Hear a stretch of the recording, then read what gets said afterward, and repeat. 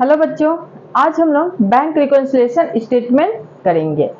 Bank reconciliation statement किसे कहते हैं? Bank reconciliation statement is a statement prepared mainly to reconcile. Reconcile मतलब क्या होता है? मैच करना the difference between the bank balance shown by the cash book and bank passbook. Cash book and bank passbook का difference को reconcile match करना ही bank reconciliation statement कहलाता है। बिजनेस में कैश ट्रांजैक्शंस बहुत ही लार्ज नंबर पे होता है, तो फर्म क्या करती है? उसके लिए एक कैश बुक प्रिपेयर करती है। Cash book double column cash book होता है, जिससे हम लोग पढ़ते हैं, जिसमें एक कॉलम कैश का होता है एंड दूसरा कॉलम बैंक का होता है। तो फर्म क्या करती है? जितने भी इनफ्लो और आउटफ्लो होते हैं कैश एंड बैंक का, वो अपने कैश बुक में रिकॉर्ड करती है। सिमिलरली इसी तरह से बैंक भी एक स्टेटमेंट तैयार करती है, जिसे हम लोग बैंक स्टेटमेंट को क्या कहते हैं? पासबुक। बैंक स्टेटमेंट को पासबुक कहते हैं, जिसे बैंक इनफ्लो एंड आउटफ्लो को रिकॉर्ड करती है। दोनों को मैच कराना ही बैंक रिकॉन्सिलिएशन स्टेटमेंट कराता है। दोनों के डिफरेंस को, दोनों में अगर किसी भी तरह का डिफरेंस है, दोनों के बैलेंस में, कैश बुक एंड पासबुक के बैलेंस में अगर किसी भी तरह का डिफरेंस आता है, तो दोनों के डिफरेंस को मैच करने को ही हम लोग बैंक रिकॉन्सिलिएशन स्टेटमेंट कहते हैं। हमेशा कैश बुक एंड पासबुक का बैलेंस आपस में मैच करना चाहिए। अगर किसी भी वजह से मैच नहीं कर रहा है, तो उस वजह को हम लोग ढूंढते हैं और उसको ठीक करते हैं। पासबुक बैंक के द्वारा बनाया जाता है और कैश बुक फर्म के द्वारा।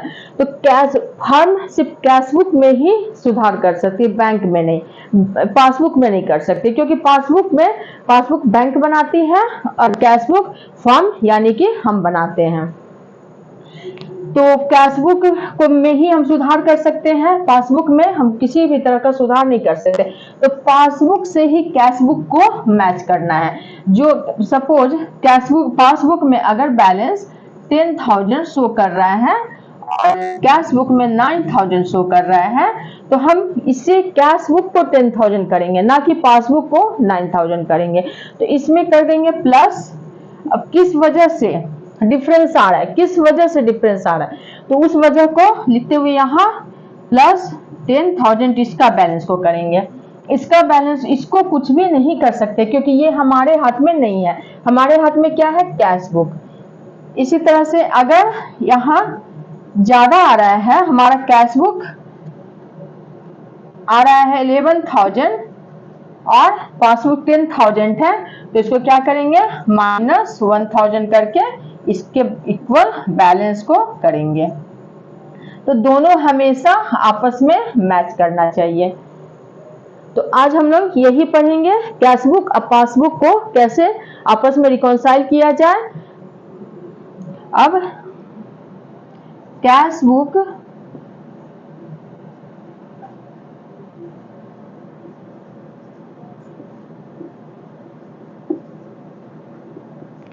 का डेबिट बैलेंस को प्लस करते हैं, पासबुक का क्रेडिट बैलेंस प्लस होता है, और इन दोनों को कैश बुक का डेबिट बैलेंस, पासबुक का क्रेडिट बैलेंस को फेवरेबल बैलेंस भी बोलते हैं।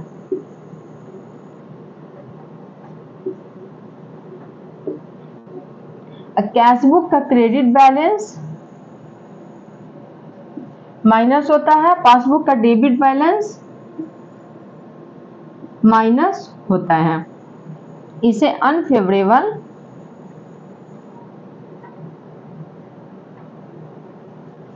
और ओवरड्राफ्ट बैलेंस भी कहते हैं।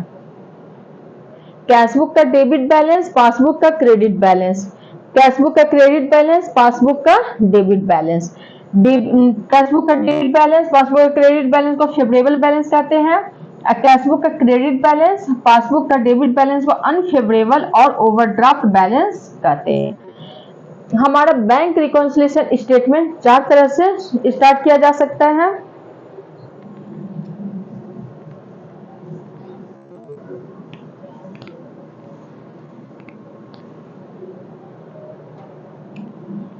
फर्स्ट नंबर हो जाता है ए नंबर डेबिट बैलेंस और favourable balance as per cash book. B credit balance as per cash book. Credit balance या अनफेवरेबल या overdraft balance. C number credit balance as per passbook. Credit balance या favourable balance. D debit balance या unfavourable balance या overdraft balance as per passbook. इस तरह से हमारा bank reconciliation statement का क्वेश्चन 4 तरह से स्टार्ट किया जा सकता है। स्टार्ट होता है, अब इसका हम लोग फॉर्मेट देखते हैं। इसका फॉर्मेट कैसा होता है।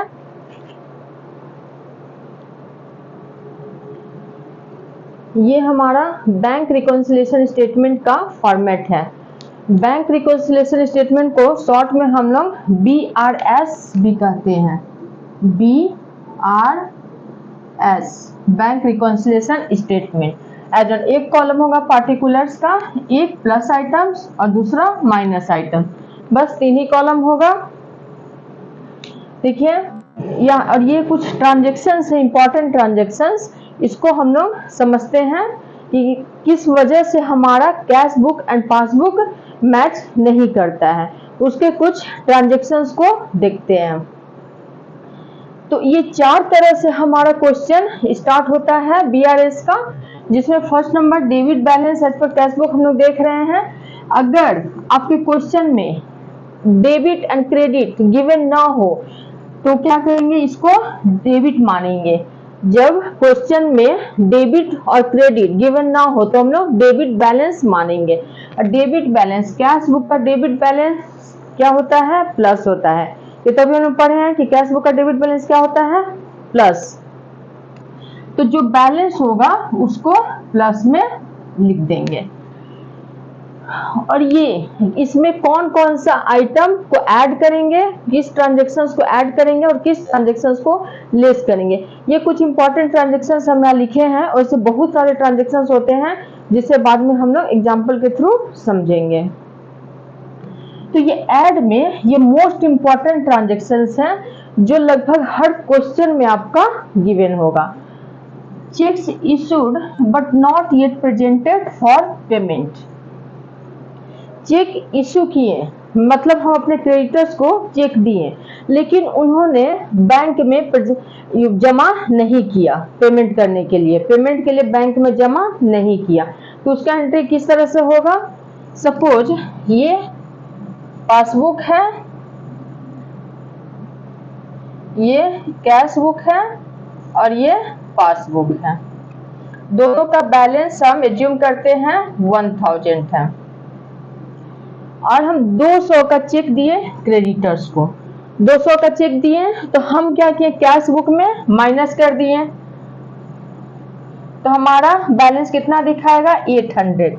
लेकिन उस क्रेडिटर ने बैंक में अभी तक चेक जमा नहीं किया, तो बैंक बैलेंस कितना दिखाएगा 1000। हमारा बैंक बैलेंस हो जाएगा 1000, लेकिन हमारा कैश बुक में बैलेंस कितना शो कर रहा है 800।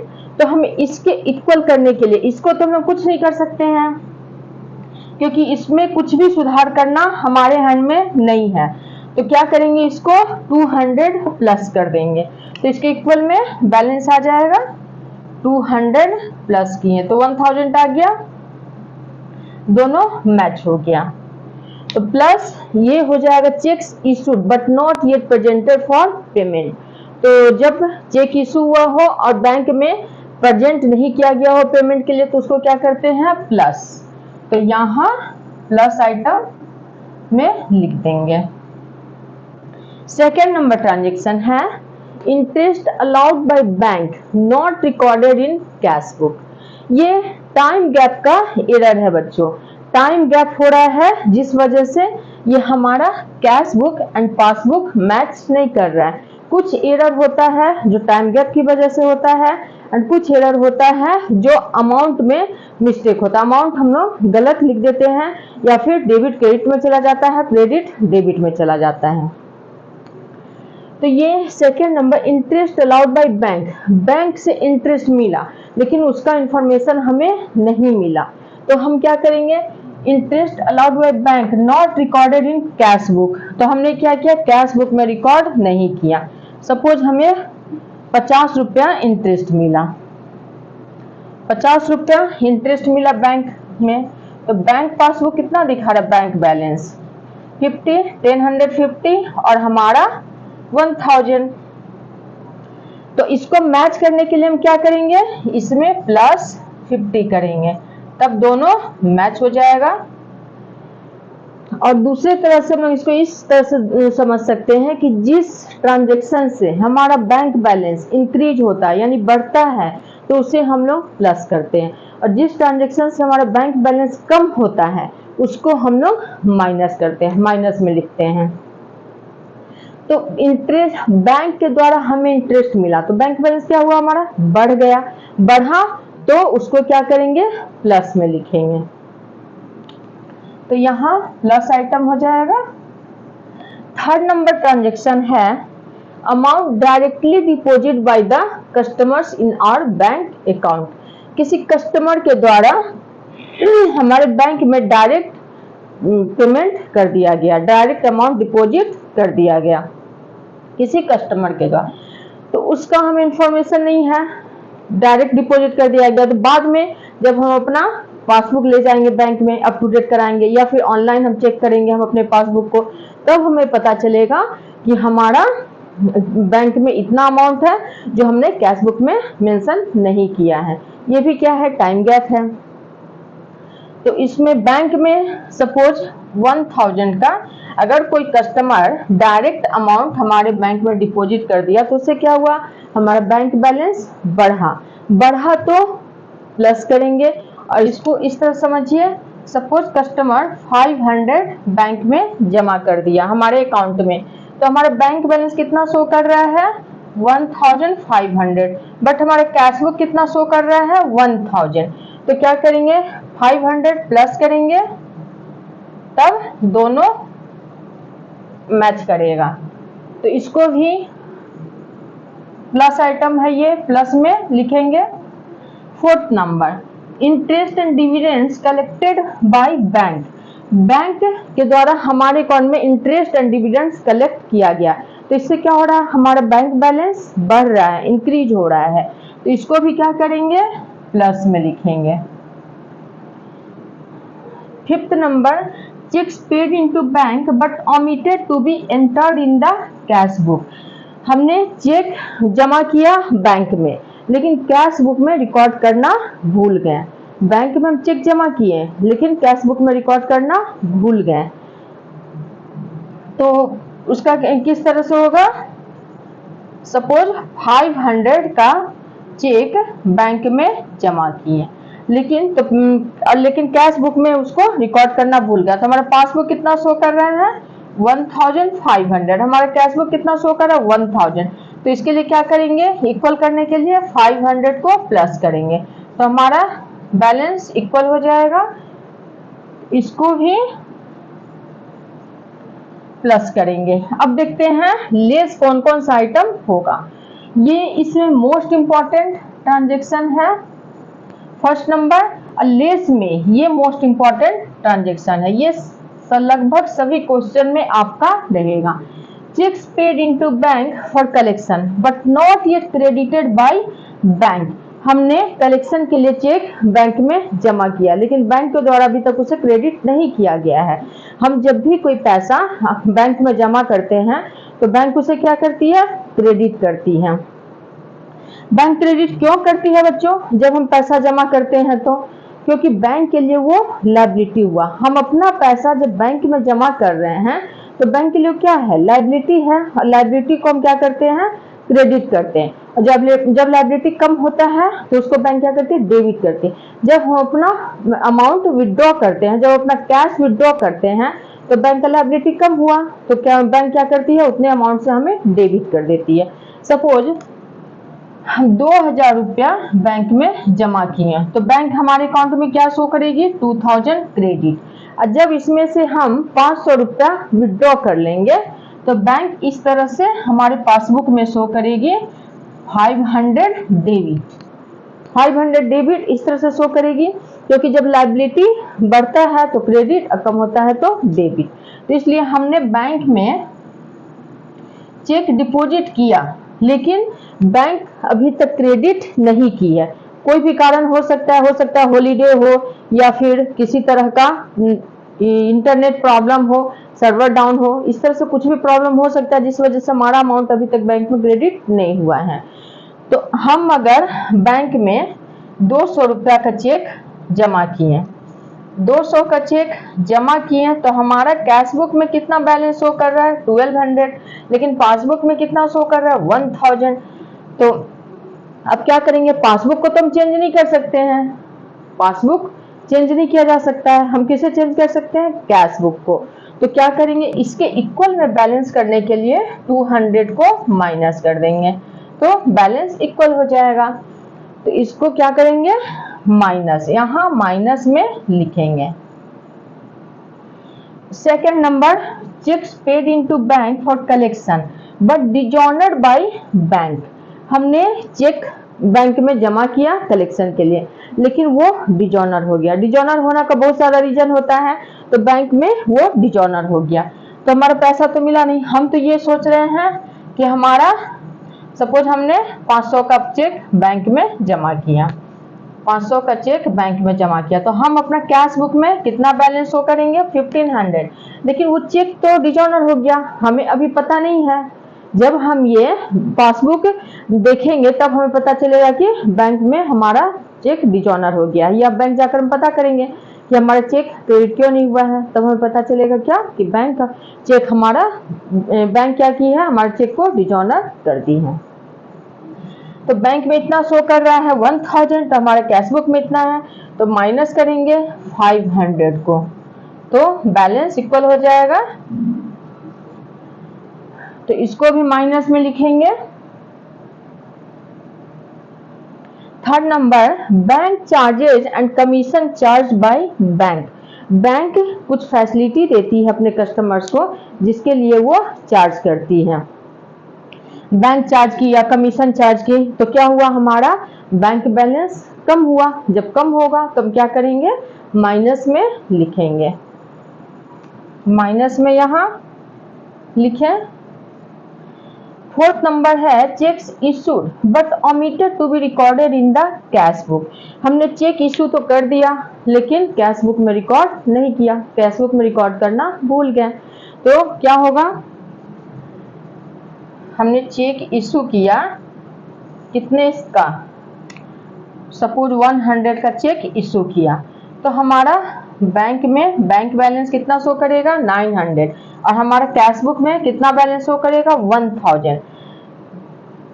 तब हम क्या करेंगे, 100 को लेस करेंगे, फिर हमारा बैलेंस इक्वल हो जाएगा। तो cheques issued but omitted to be recorded in the cash book, क्योंकि हम कैश बुक में रिकॉर्ड नहीं किए थे, इसलिए बैलेंस 1000 था। इक्वल करने के लिए हम 100 रुपया लेस कर दिए।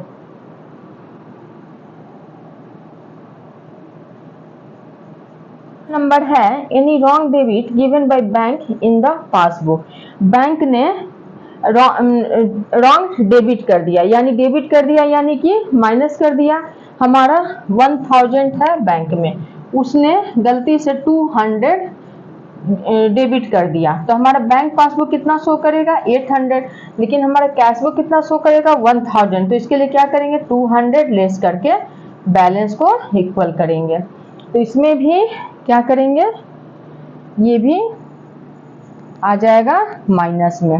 और अगर रॉन्ग क्रेडिट हो गया गलती से, तो क्या कर देंगे, प्लस कर देंगे। अगर इसमें इस तरह का रहता, any wrong credit given by bank in the passbook, wrong credit किया यानी कि प्लस कर दिया, तो ये 1200 हो जाएगा, 1200। तो हमें 1200 करने के लिए क्या करना पड़ेगा, प्लस तब हमारा ये 1200 हो जाएगा। क्रेडिट हो गया गलती से तो क्या करेंगे हम प्लस करेंगे, और अगर डेबिट हो गया तो माइनस। बात और देखिए बच्चों, जैसे debit balance as per cash book है तो एंड होगा start, debit balance as per cash book से है तो एंड हो जाएगा हमारा credit balance as per cash book. जब कैश बुक से स्टार्ट हुआ है तो पासबुक से एंड होगा। यहां इस तरह से लिखेंगे balance as per passbook, balance as per passbook. और अगर कैश बुक से पासबुक से हमारा बैलेंस शुरू होगा तो एंड किस पर होगा, balance as per cash book.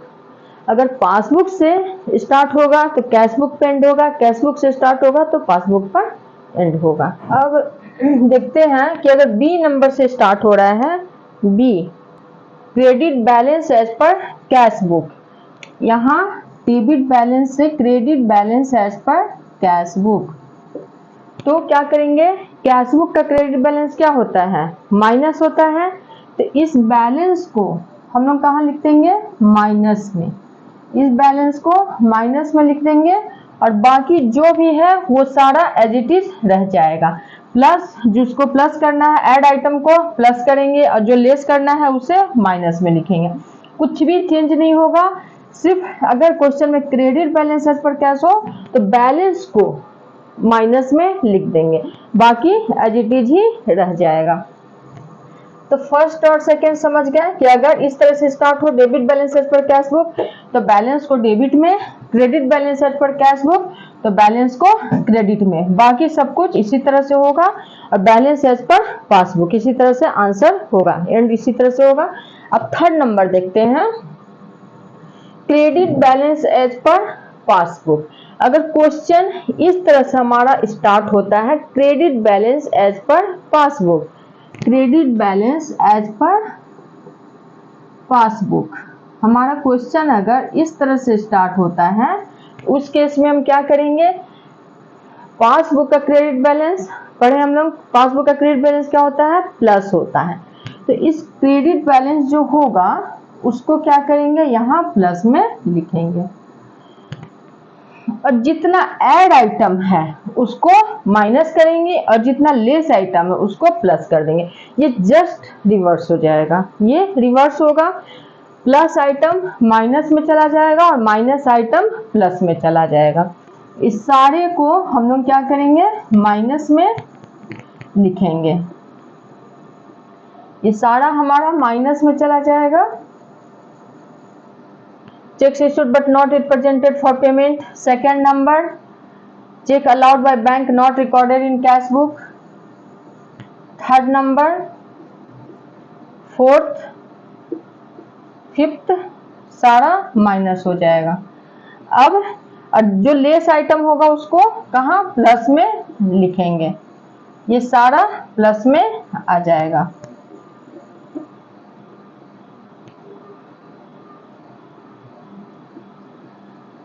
Second,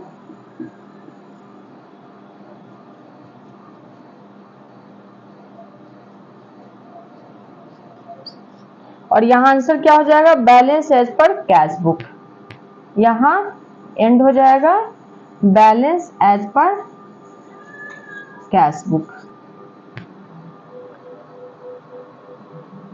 ये समझ गए कि अगर credit balance as per passbook से हमारा क्वेश्चन स्टार्ट होता है तो हम क्या करेंगे, बैलेंस को प्लस में लिखेंगे और ऐड वाले आइटम को लेस करेंगे और लेस वाले आइटम को ऐड करेंगे। ये हो जाएगा लेस, ये लेस हो जाएगा और ये ऐड हो जाएगा।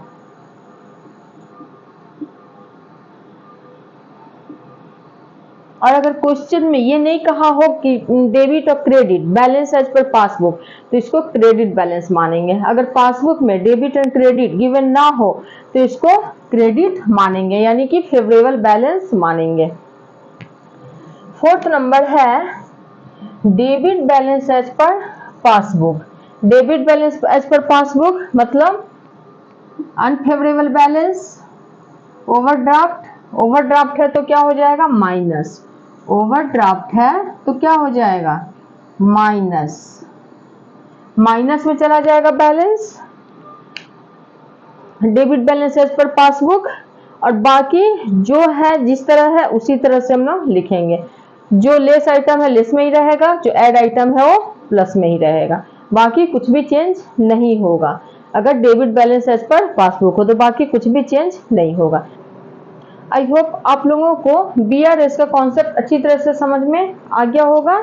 अब हम लोग नेक्स्ट वीडियो में इसे एग्जाम्पल से समझेंगे, इन चारों को एग्जाम्पल से समझेंगे। अगर आप लोगों को इसमें किसी भी तरह का प्रॉब्लम हो तो आप लोग कमेंट में हमसे पूछ सकते हैं। आज के लिए बस इतना ही, अब हम लोग मिलते हैं नेक्स्ट वीडियो में। आप लोग प्लीज हमें अपना सपोर्ट दें, हमारे इस चैनल को लाइक शेयर एंड सब्सक्राइब करें ताकि हमें कुछ मोटिवेशन मिल सके। Thank you.